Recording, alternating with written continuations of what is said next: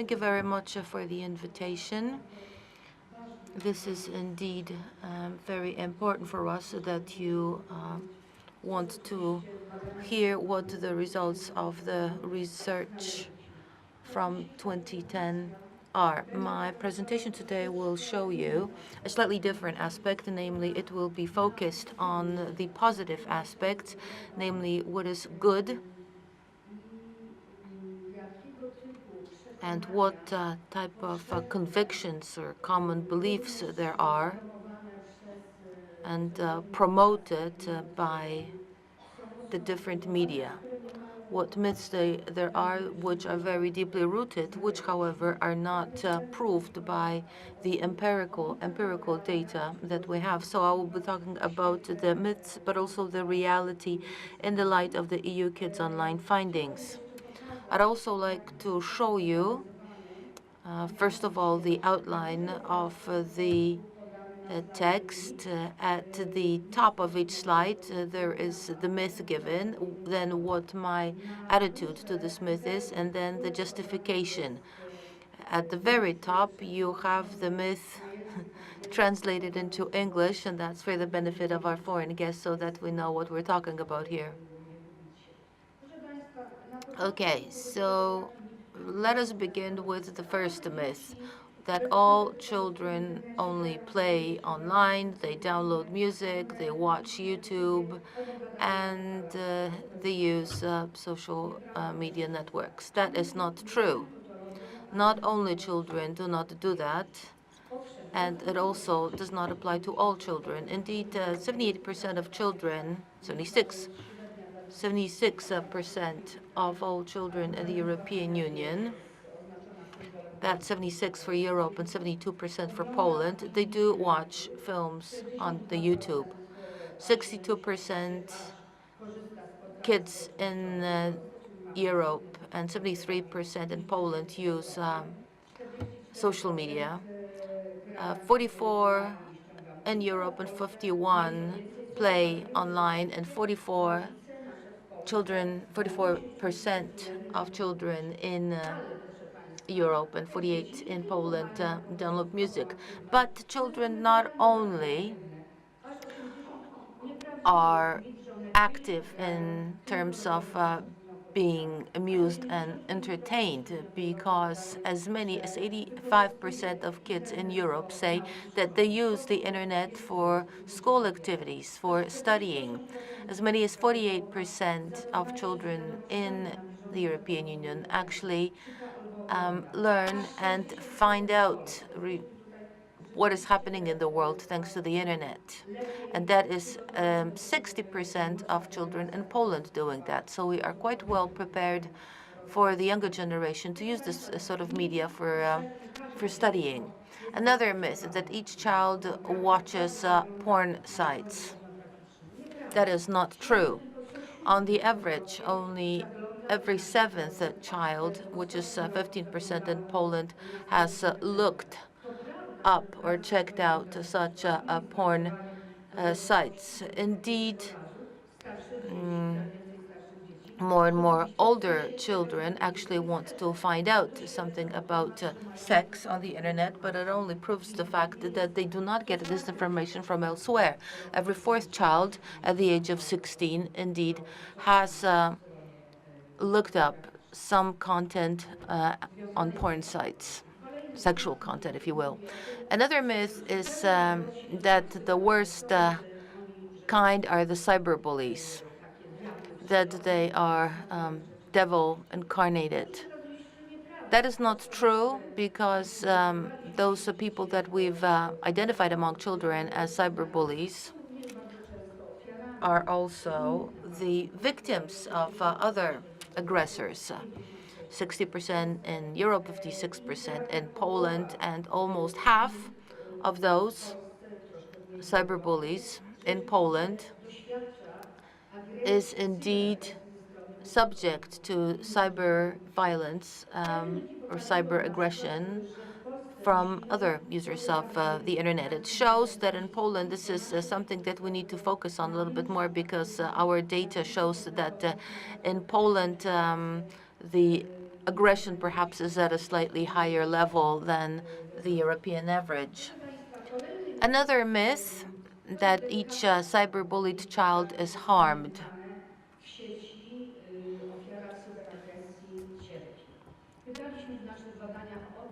We asked in our research whether the children were actually feeling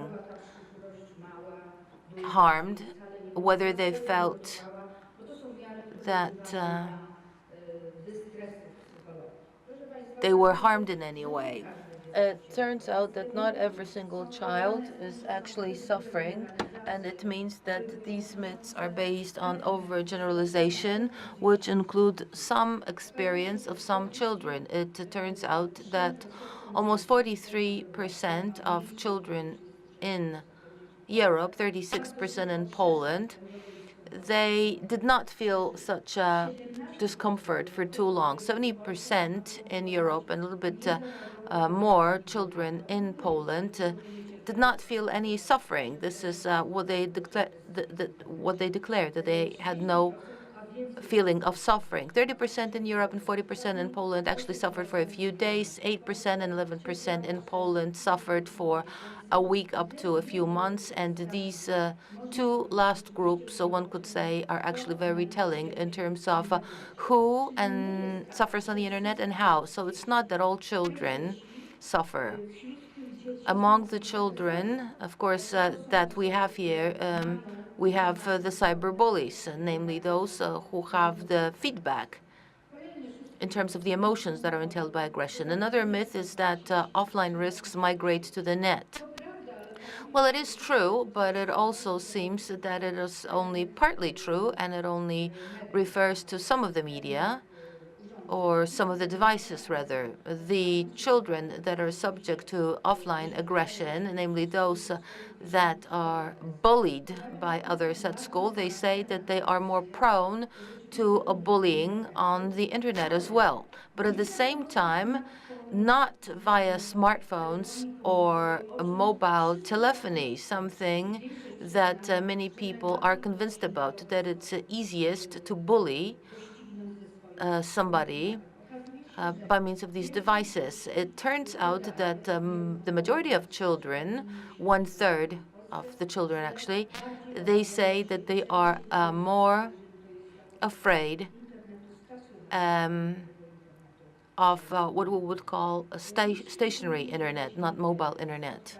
Another myth is that children contact with strangers online. This is one of the best overthrown myths, because as many as 87% of children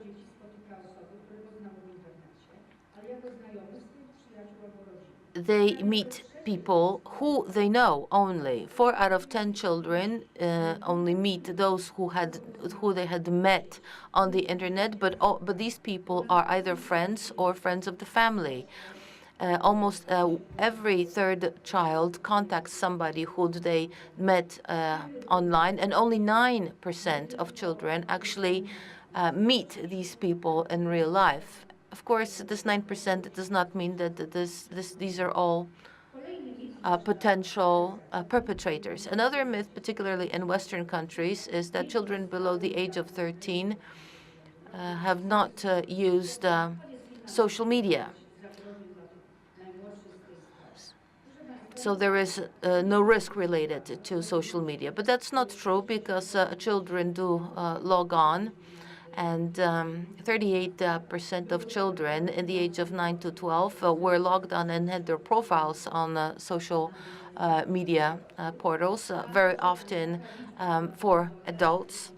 And the figure at the bottom is a very high figure because, for example, in the Polish portal, Nasza Klasa, there were no such restrictions. There had been no such restrictions. Such restrictions have only been introduced recently. The ninth myth is that every single child can now create anything he or she wants online. That is not true, because this creativity and uploading what children want is not all that popular. Of course, that also has to be sort of perhaps explained more, but it turns out that only 1/3 child and only 1/6 child in Poland has uploaded different information online, creating an animal, an avatar, or a figure on the internet. Only 10th children and only 16th children would blog on the internet. Now, the thing is that children usually exchange mass products that are produced, that are manufactured by producers, so that they can actually be exchanged, so that they can actually be used. What does it tell us about the Polish results? Well, it tells us that our Polish children who are active online are not necessarily that creative as is the case in Europe. Question is, why are they not so creative? Why are they not writing their blogs on the internet? The 10th myth is that the inborn internet users know better than parents.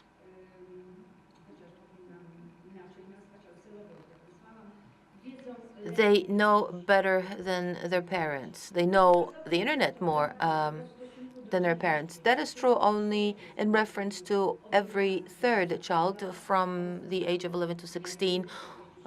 Only every third child knows a little bit more about the internet than their parents.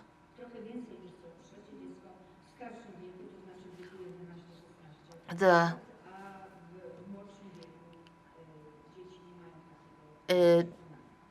that only applies also to older children too. Another myth is that parents don't know what their children are doing online. That is true to an effect, because the knowledge about what negative experiences the children have had, because many parents of the children who have had negative experience simply do not know about it. This particularly refers to cyberbullying, probably because of the fact that children are afraid to talk about it and tell their parents about it. But generally speaking, we can say that this is a myth, that it is not really true that the parents do not know, because only 7% of children in Europe and 3% in Poland of parents have absolute no clue what their children are doing on the internet. Whereas about 68% of of parents know relatively a lot about what their children are doing on the internet. Another myth is each child can evade blocking and filtering installed by parents on the child's computer. That is not true. Only 28% can do this from the older age cohort from 11 to 16. Another myth that has also been promoted for many years, namely that moving a computer from a child's bedroom to the living room can reduce the child's exposure to online risks. It turns out, ladies and gentlemen, that it's not true. If we take a look at it, how children actually use the internet, and to what extent the mobile internet is available. 53% of children have used the internet at a friend's house, where they are not necessarily subject to parental control. Of course, the friends' parents can also be there, but not necessarily so. 33% of children in Europe, on the average, 39 in Poland, said that they used mobile internet in 2010. These are children that are not subject to any control whatsoever.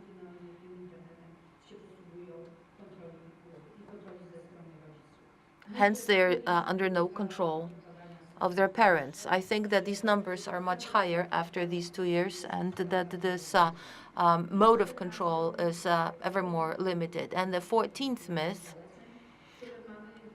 something that we also have in our program as a recommendation, that teaching children digital skills reduces their negative experiences online.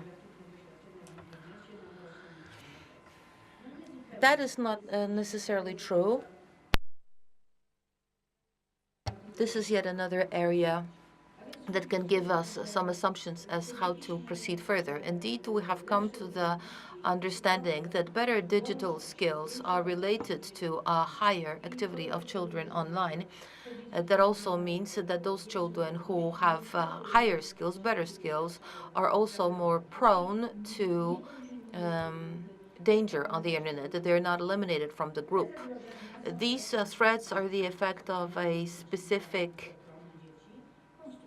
construction of the internet environment, which is not well adapted to children. For example, the pop-ups with ads or with surveys, or addressing potentially to children, addressing potentially people who could be a threat to children.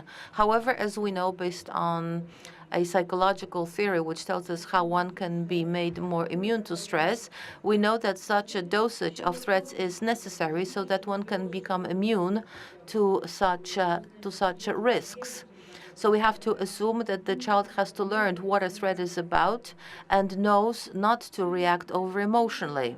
So when we think about it, indeed, this possibility of becoming immune and then coping online, it depends on the level of online and digital skills, namely what the media education is actually effective in promoting among children. And the last myth that I've prepared, which does not mean that there are no more myths, but for time limitations, let us just limit ourselves to the 15. Having problems online, children do not want or expect support from their parents. It turns out that this is also a myth. In my previous presentations, I'd always say that parents are far behind their children, that they know less than their children. Whereas, what do we hear from our parents? Well, 70% of children believe that parents' support is helpful in how they're dealing with their internet, how they're using the internet, and what to do when there are problems. 64% of children in Europe, and as many as 74% in Poland, of children do not ignore what the parents have to say about this. But again, in Europe, half of those listening say that what the parents do, it limits their activity online. It means that the parents are advising, that they're supportive, and that this is received by the children. But at the same time, children claim that parents are restrictive in their mediation. Ladies and gentlemen, this all shows us that the situation is better. And I wanted to show you these results mainly because of the fact that this is the result of the work of many numerous organizations and institutions, beginning with the European Commission through to the Safer Internet program and other institutions.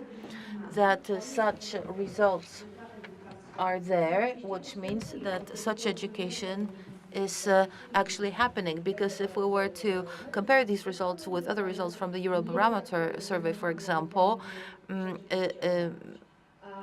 it seems that the myths are kind of not all that solidly rooted. What conclusions could we draw? Well, first of all, it shows us in what areas we should particularly work so as to improve safer environment online for children. Particularly, we should promote those online environments that are dedicated to children. Secondly, we should make sure that the content is appropriate. And three, we should make sure that the child was not sharing its private life with others, but rather that it could share his or her achievements, that it was more open to new information, that it was more creative. Thank you very much for your attention.